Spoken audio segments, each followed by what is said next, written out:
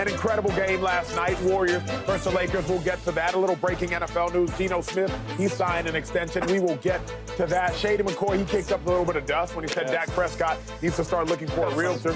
Kicked up a little bit of dust. Is that Joe Milton's superstar phone right there? We will get to that. Joe can't call this phone. You got at least an all-pro and free Pro Bowl. You can't call it. You can't. That's the superstar phone. You don't got those. You can't call this phone. But Joe might one day. Dak can call. Dak can call it. Hey, a lot to discuss on today's show. That is James Jones. James, how you feeling? It's a top button type of day. I like your shirt. I'm trying to figure out if I got my mic on. I don't know. You ain't got nothing on. You ain't got nothing. You know what I'm saying? I feel good, though. James, what's the word? Friday. It's Friday. It is Friday, beautiful people. Shady Superstar Phone. You already know he's in a good mood. We got to start with one of the games of the season, I would suggest. How impressive was the Warriors? Hey. Warriors, baby. Woo, woo. Sparta. Don't start the Sparta. Oh, God, not. Yeah, you can't. You know, it's Friday. You can do it. But big win. Super excited for the win, though.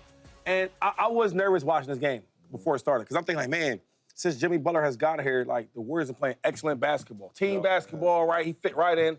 And you see they're winning now with him. But I said, you know what? We haven't beat nobody really, really good like that other than the Knicks. Yeah. Bring in a good task like the Lakers. LeBron, Luka, Austin Reeves, bring them on.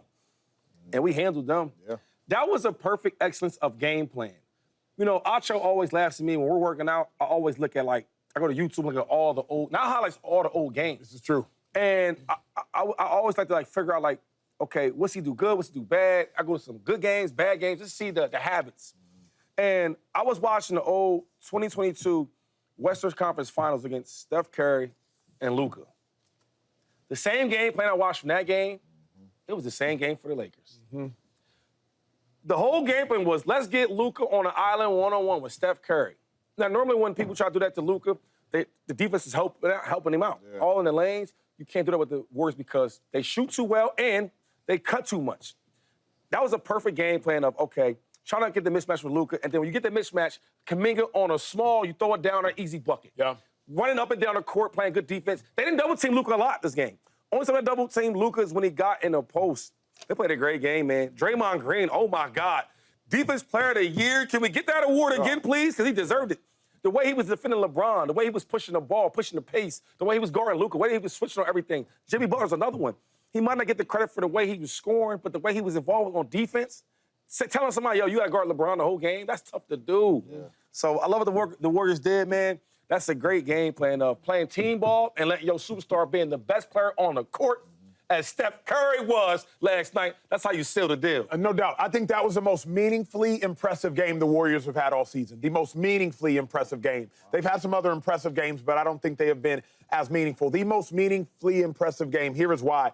The Warriors proved they're a legit championship threat, especially in the West. You have the killer star player in Steph Curry. That's a 37 points per game. You had an incredible bench. The Warriors benched 26 points yesterday to the Lakers 7. Most importantly to me, though, you have those janitor type of players, the players that are willing to do the dirty work. I call them janitor type of players. And Steve Kerr, the coach, he speaks for himself. But if you didn't watch the game, if you didn't watch the duration of the game, I just want to show you 3 plays, particularly premised upon what Shady talked about, which is Draymond Green and why he should win Defensive Player of the Game and why he's one of the most impressive players in all of basketball right now, still probably underappreciated. You can roll whichever play you want to roll, and I'll speak to it. First off, it's the turnover by LeBron James. Look at Draymond Green here, just defensively, chest to chest, forces LeBron James to make an errant turnover. That's by 7. Now watch this Draymond screen. We don't talk about it enough. Just a full-fledged screen. It's a 7-point game. Steph Curry turns it to a 10-point game with the game on the line. And then my favorite Draymond play all game. Luka's trying to cut the lead down to 4 points, if I'm not mistaken. Draymond Green, he strips an all-time player in an all-time moment. Clean strip, I think it's 119 to 116 at the time. It could have gone 119. It was 119 to 113. Could have gone 119 to 115. Instead, strip Draymond Green, he stops the bleeding. The Warriors have the janitor type of players who can do the dirty work. The Warriors have their assassin in Steph Curry, who can give you 30-plus on any given night. The Warriors have another player in Jimmy Butler, who also is a finisher when he needs to be. Yesterday, he had a very mild, unimpressive statistical game. And the Warriors have a bench. Kuminga is ascending. He's getting healthier, and he is not scared of any moment at any time. I believe the Warriors are an absolute force to be reckoned with. Incredibly impressive. Yeah, I agree. It was a very impressive win. And the most impressive thing is Steph Curry. Steph Curry last night, he didn't really press. He let the game come to him, right? In the first half, they tried to blitz him, get the ball out of his hands. Steph Curry made all the right passes. Got the ball to his teammates. His teammates was knocking down shots. Who knows if the Warriors is going to shoot the ball like they shot the ball yesterday, game in and game out, but we do know they're going to shoot it. And Steph Curry made all the right plays. Another thing that stood out to me is they're athletic. And with the Warriors being athletic, Luka's a problem. Because even if Kuminga is coming off the bench, they are switching and they are getting Luka in these screens, and they're way more explosive and more athletic than Luka. And the Warriors was doing that all game long, and then as the game went on, they stopped blitzing them. Yeah. And Steph Curry said, cool, now I got my one-on-ones. Now it's time to go to work. And now it's time to score the basketball. The Warriors are a really consistent basketball team on both sides of the court. Since Jimmy Butler has got there, they've been a real consistent defensive team, and they've been a real consistent offensive team. The Warriors are dangerous. That was very impressive. You had your role players knocking down shots. You obviously had your superstar players balling out and making plays when you need to make plays. But the Warriors, they know how to play the Lakers. Yes, they do. I don't know if the Lakers want to see the Warriors in the first round matchup. I don't know if they want to see them because they know how to play them. I don't know what's going to happen, but they know how to play the Lakers. Real quick, like, because, man, when the producer was talking about this earlier, because we were Warriors fans. So now having Anthony Davis in there, oh, yeah. Oh, it matters. It matters. Because when Steph Curry normally plays the Lakers, like, they force him off that three-point line, bring that thing in here to the AD. AD's long enough and linked enough and athletic enough. It matters. And they don't have that no more. Yeah. The dilemma for me, we got a shot, baby. Well, it's simple. Like, the Lakers do not have anybody defensively that can just strap up at any given moment. They just don't have that. Vando's solid. Yeah, but Vando's not getting no significant minutes no more. That's true. That's the problem. Even DFS, he's not getting significant minutes no more. So, like, the best defensive players for the Lakers aren't getting significant run. Vando coming off the bench, I believe. Dorian Finney-Smith, they not getting significant run. So, like, what the Warriors have, the Lakers do not have. Yeah. You know what I'm saying? So that, to me, is a problem. I thought it was incredibly impressive, just watching it and watching how they run their offense, right? With Steve Kerr and Steph Curry up there being able to just find the open guy, the constant movement of that.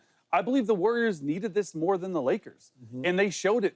They outplayed the Lakers for most of that game.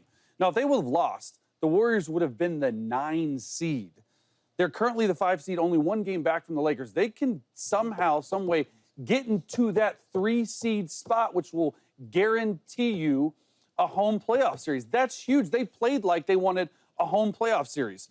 Look, the Warriors are 7-3 in their last 10 games. And I sort of agree with Shay's point. They hadn't really beaten a lot of people in that stretch. Now they beat the Grizzlies, the Bucks, the Knicks are a good team, and then they beat the Lakers on the road in a hostile environment in a meaningful game. And it's the way they did it. They shot 45%. They shot the freaking air out of the ball, dude. 48% from the field, 45% from three-point line. That's crazy. And then Steph, okay, we talk about one of the closers, best closer of the game. LeBron is this, Luke is that. Steph had 25 points in the second half. Like 25. He had 37 for the game, 6 assists, 3 rebounds.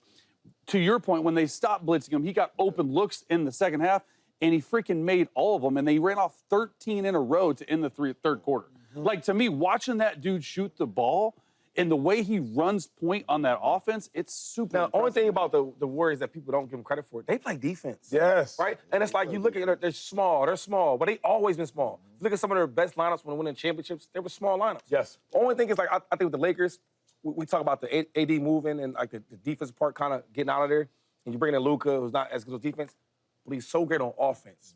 And I think if they play it again, I think the Warriors win again, right? I think it'd be a little closer, better game, because Luka gonna give you some more points. Correct. And he really didn't score as much. Now, I will give the Warriors credit for the defense they played, and it's like Luka kind of struggles with dudes that's like athletic and bigger. Yeah. I was watching Kuminga, and I was surprised. Oh, okay, you can guard him a little bit. Jaylen Brown built. Unless you can't, like, get the fouls and all that. Yeah. Like, because Luka's, he's so crafty where, you know, he gets people in foul trouble because he's stop and jerky. You know, they go stop, and he's slow pace, he's controlled, all these pump fakes. But if you really play relaxed defense, though, I mean, guys are athletic enough, you kind of guard them. Yeah. The Warriors are going to be a problem. Well, they're really going to be a problem. They did this without Jimmy Buckets even playing that well. They're going to be a forearm. No. See, that's the thing. He didn't even play that well. But real quick, the reason why, like, when people talk about Jimmy Butler, because I was one of them guys, too, and I got to be honest, it's like, man, I can't wait to get to the playoffs because Jimmy's going to start getting some buckets and start scoring. But then when I really talk to all my NBA Hall of Fame guys, they check me all the time, right? They say, yo, the way that Jimmy Butler plays, look at his whole career before when he got to Miami. He impacts the game not just by scoring, playing defense, making the smart moves, the IQ, the switching on defense, right? Communicating, letting everybody know what's going on, the passes, the picks, the rolls. Like, and then when I watch the game, I'm like, okay. And now another thing he does is get to the free throw line. The Warriors don't want to get to the free throw. They'll do that. We shooting threes and we cutting back the door, easy layups, 3 balls. But when Jimmy Butler got there, they went from like the 30th, 27th team at free throws to like the 4th. Yeah. And a lot of that has to do with and not Jimmy only buckets. that, watching Jimmy yesterday, because I knew, even a lot of people would say, man, he didn't play well. Watching Jimmy yesterday, Jimmy let the game come to him. Jimmy plays within the offense. It was really impressive that Jimmy didn't have it going offensively. He really didn't even take a lot of shots, but he didn't. He didn't have it going offensively. But they called a timeout when the game was on the line, right? When Steph went on the ground, they called a timeout. And they ran a play for Jimmy in that post. Like, Steph Curry had it going, timeout. Post up. And he ran a play for Jimmy in that post, and Jimmy got an easy bucket. Yeah. If you need a bucket for Jimmy, Jimmy can get it. They don't win without Jimmy. Yeah. They do not win without Jimmy. Now, the interesting thing, because Shady, you brought up a good point about Luka and AD. Luka has to be better offensively because otherwise, what's he there for? You know what I'm saying? At the end of the day, the only value Luka provides to the Lakers is elite offensive play. Jimmy Butler can have 11, 4, and 2, and Shady can come on set and still say, yeah, but Jimmy had a great night. He was guarding LeBron James. Jimmy had a great night. When he was switching on to Luka, he did great. And it's true. But Luka, if you are not scoring, what are you doing? Why are you there? Like, if you're not scoring, Luka, you might as well get off the court because you're a liability defensively and you're not doing anything outside of rebounding. Or we need 15 assists. At least. Yeah, we need At dimes. You see Steph mixing in Dimes. Well, yo, and it was crazy because once he got the right situation, I got Luke on him. Yo. Going to work. Going to work. What up, YouTube family? Welcome to the facility. Thanks for watching, and you better be sure to hit that subscribe button if you want to get more highlights from the show and all of our exclusive content.